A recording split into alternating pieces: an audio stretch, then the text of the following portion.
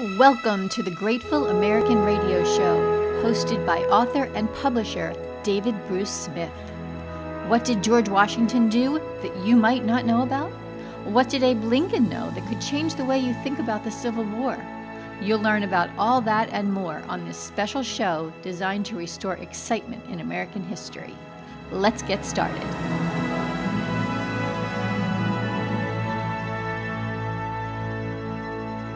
Hello, and welcome to the Grateful American Radio Show. Today, Cate Magennis Wyatt takes us on a journey through hallowed ground.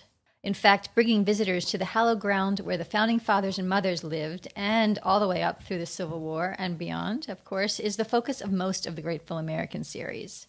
So it is a pleasure to be here today with Cate, founder and president of that Journey Through Hallowed Ground Partnership. Hello, and thank you for having us in your headquarters. Well, I am thrilled that you and David are here. Thank you for coming and visiting us here in Waterford. It is a pleasure. So David Bruce Smith and I are here today, and we are in Waterford, Virginia, which is this amazing little hamlet tucked away. You'd have to want to come here. There's a festival every year that was just a week or so ago. That's right. But this is a little slice of heaven, a little slice of the past. Well, we love it here. It's a beautiful place, founded by Quakers, and looks very much today the way it did when they built it. And the entire village is a National Historic Landmark as well. Fascinating, and we'll get all into that. But let's tell our readers and our listeners a little bit about what your project is focused on. So this is a National Heritage Area which runs from Gettysburg, Pennsylvania, through Maryland and West Virginia to Thomas Jefferson's Monticello in Charlottesville. The historical land, stretching 180 miles long and 75 miles wide, includes 9 presidential homes and birthplaces, more than 10,000 sites on the National Register of Historic Places, and sites from the Revolutionary War, French Indian War, War of 1812, and the Civil War. This historic region is also home to not only beautiful homes, charming towns, and battlefields, but also 13 of the nation's 400 national parks. So really, this is just an amazing, breathtaking, historical place. And so our first question for you is that since 2005, your nonprofit, which is a 4-state partnership, has been dedicated to raising awareness of the unparalleled American heritage in the region. So tell us about this project that you've been running for all this time. Well, it's called the Journey Through Hallowed Ground Partnership. Each one of those words actually has a very significant meaning in our mission. And the backstory is that I had been living and working in London, Moscow, Kazakhstan, and returned to this region to a little house here in Waterford where we chose to raise our children. And in returning, I had what I call my Dorothy moment. You know, there's no place like home. Well, there's no place like this stretch of ground from Gettysburg to Monticello in the country or in the world. And yet in returning, I was shocked to find that there was a casino being planned up in Gettysburg, townhouses being planned by overlooking Thomas Jefferson's home on Mount Alto, which is literally part of his original estate. The site of the largest cavalry battle in the history of North America at Brandy Station was being planned for a multi-million square foot mall. And it struck me that we were taking all, and I just don't mean the places and the bricks and the mortar, but more importantly, the stories of the individuals for granted.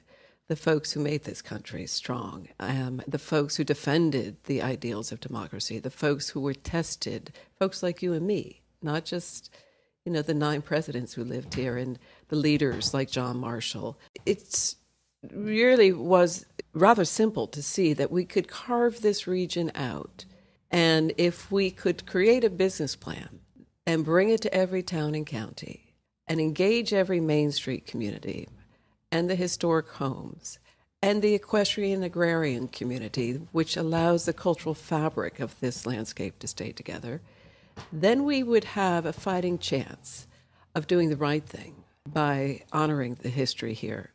Because at the same time, it would also support the quality of life of all the citizens here. And finally, increase the fiscal bottom line of each of the communities here, because tourism was their number one industry. But visitation to every site was trending downwards. So by rebranding the area and creating this nonprofit and engaging folks and allowing everyone to be part of creating this national heritage area, we did set out in 2005 with a very ambitious business plan. And I'm pleased to report that we have met or exceeded each of our objectives since that time. And I think we need to give a little bit of context to let our listeners know exactly how powerful you are as a businesswoman. After being the youngest vice president within both Xerox Realty and Weston Capital Corporation, you left the private sector to serve in the public sector as the Secretary of Commerce and Trade for the Commonwealth of Virginia within Governor Wilder's cabinet. You were later appointed to the co-chair of the Defense Conversion Commission with General John Lowe. And after serving in the cabinet, you created Remington International, and in this capacity, created businesses in London, Moscow, and Kazakhstan. But then you took a leave of absence to create the Journey Through Hallowed Ground Partnership. So tell us, what made you take that leap? A lot of good friends pushed me over the edge, I guess.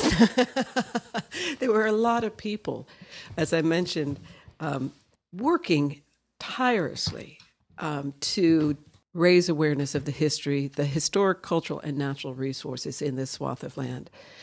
Chris Miller from the PEC, Dick Moe at the National Trust, Jim Lighthizer from the Civil War Trust, onwards. I mean, the superintendents of the 13 national parks, the directors of historic homes, whether it was Oatlands or George Marshall's home, everyone was working so hard. And it was at the time, almost considered fait accompli that every single development would be permitted. And I, having been a developer, knew I could also talk to the developers and to the farmers and to the elected officials, having worked with so many. So in short, it wasn't so much a leap as it was a beautiful confluence of years of working with a lot of different people, a trust that had built up over all those years of working together, and the recognition that nobody intentionally desecrates our history. The developers weren't the enemy, and they weren't the problem.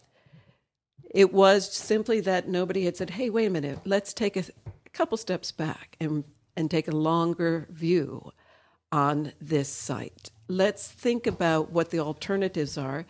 A casino by nature is not wrong. Let's just move it on down the road. It doesn't have to be right on the battlefield.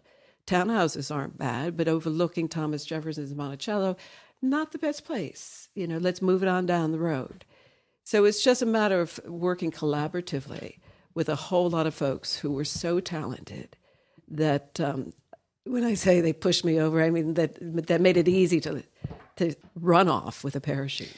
Okay, but still, to get this huge swath of land, 180 miles by 75, under easement.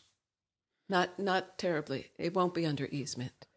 What we're doing is raising, and I don't mean to interrupt, but just for clarification, we won't ease all the land, and we don't even want regulatory control. What we want is informed decision making.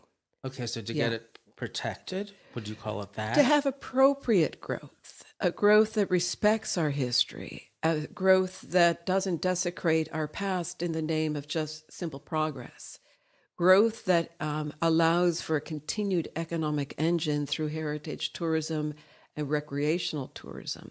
It was just switching the lens through which people saw what the future possibilities of this landscape could be. Is really what we have been able to bring to the market.